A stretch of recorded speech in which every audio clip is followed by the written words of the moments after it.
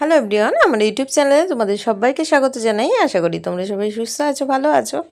আজকে তোমাদের সাথে পাউরুটি দিয়ে একটা দারুণ কিন্তু মিষ্টি রেসিপি শেয়ার করতে চলেছি। একদম ঘরোয়া উপকরণ দিয়ে, মানে আমাদের হাতের কাছেই সেই উপকরণগুলো দিয়ে তোমাদের সাথে এই রেসিপিটা শেয়ার করতে চলেছি। তো এই জন্য প্রথমেই কড়াতে ঘি দিয়ে নিয়েছি। ঘি দিয়ে এখানে আমরা যেটা দেব সেটা হচ্ছে সুজি। খুব বেশি দেব না, কিন্তু একদম অল্প পরিমাণে এখানে একটুখানি সুজি আমরা দিয়ে নেব। সুজিটা দিয়ে একটুখানি নাড়াচাড়া করে নেব। এটা যে খুব ভাজা ভাজা করতে হবে সেটা না, আমরা সুজিটাকে ঘিয়ের মধ্যে দিয়ে ভালো করে নাড়াচাড়া করে নেব। তো দিয়ে এখানে যেটা আমরা অ্যাড করব সেটা হচ্ছে গুঁড়ো দুধ। তো এখানে গুঁড়ো দুধ অ্যাড করে দিয়ে এখানে দেখো বাড়তি কোনো জিনিস দেব না, ঘরে থাকা উপকরণ দিয়ে। কেননা আমি যে রেসিপিগুলো তোমাদের সাথে শেয়ার করি আমাদের হাতের কাছে ঘরে থাকা উপকরণ দিয়ে, কেননা সব সময় আমাদের কাছে হেভি জিনিস যে সব সময় অ্যাভেলেবেল থাকে সেরকম না, বা সেটা সম্ভবও না আমাদের মতো ঘরে। তো সেই জন্য আমি চেষ্টা করি ঘরে থাকা একদম সাধারণ উপকরণ দিয়ে তোমাদের সাথে রেসিপিগুলো শেয়ার করতে। এখানে অল্প করে একটু চিনি অ্যাড করলাম আর অ্যাড করলাম লিকুইড দুধ। দুধটা কিন্তু আমরা একবারে দেব না। আমি এখানে পরিমাণগুলো সেইভাবে বলছি না, কেননা তোমাদের যে যতটা পরিমাণ করবে সেই বুঝে কিন্তু অ্যাড করবে। এখানে সুজিটা ভেজে নিয়ে গুঁড়ো দুধ আর লিকুইড দুধ অ্যাড করলাম, সেটা দেখেই নিলে দিয়ে এই রকম পুরো যখন হয়ে যাবে এটাকে আমরা নামিয়ে নেব।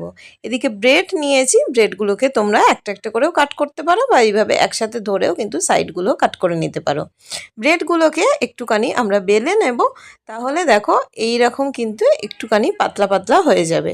এরকম করে নিলে আমাদের কিন্তু এই যে পুরটা দিলে ফোল্ড করতে কিন্তু সুবিধা হবে। তো দেখো আমি একটু বেশি করে দিচ্ছি, তোমরা বুঝে দিও। পুরটাকে দিয়ে এইভাবে আমরা ফোল্ড করে নেব। তো খুব সুন্দর লাগে, অবশ্যই এই রেসিপিটা ট্রাই করো তোমরা, দারুণ লাগে খেতে।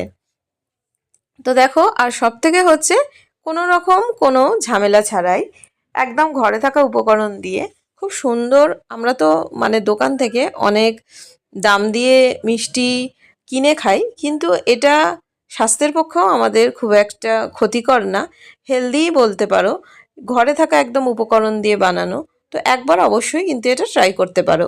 আর এদিকে দুধ বসিয়ে দিয়েছি, দুধ বসিয়ে দিয়ে অল্প পরিমাণে এখানে চিনি অ্যাড করলাম, আর এখানে দিয়ে দিলাম একটুখানি কাস্টার্ড পাউডার।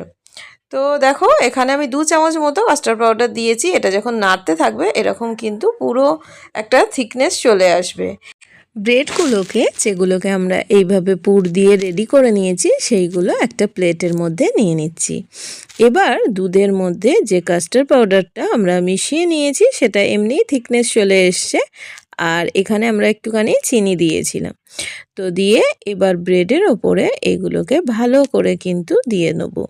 তো এটা আমরা সাথে সাথেও কিন্তু এটা রেডি হয়ে গেলে আমরা খেতে পারি, কিন্তু এটা যদি তোমরা ফ্রিজে রেখে দাও একটু ঠান্ডা করে খাও আরও দারুণ লাগে। কিন্তু এটা এমনি অবস্থাতেও তোমরা কিন্তু খেতে পারো, সেটাও কিন্তু ভালো লাগে।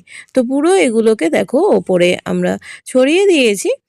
এবার একটুখানি সাজিয়ে নেব যাতে দেখতে ভালো লাগে, সেই জন্য এখানে আমি কাজু আর কিশমিশ ভিজিয়ে রেখেছিলাম।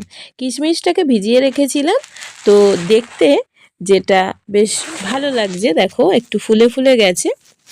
তো কাজু কিশমিশগুলো ওপরে এইভাবে একটা একটা করে দিয়ে দিচ্ছি, আর এগুলো যখন মুখে পড়বে খেতেও বেশ ভালো লাগে। তো চ্যানেলে যদি নতুন হয়ে থাকো চ্যানেলটাকে সাবস্ক্রাইব করো, কেননা সাবস্ক্রাইব লাইক করতে কোনো রকম কোনো টাকা পয়সা লাগে না। তো ভিডিওগুলোর নোটিফিকেশান তোমাদের কাছে পৌঁছে যাবে সবার আগে, সেই জন্যই বলা। তো থ্যাঙ্কস ফর ওয়াচিং। সবাই খুব ভালো থেকো, সুস্থ থেকো, সাবধানে থেকো, আর অবশ্যই ভালো লাগলে লাইক কমেন্ট শেয়ার করো। তো সবাই খুব ভালো থেকো, সুস্থ থেকো। Thanks for watching, tata.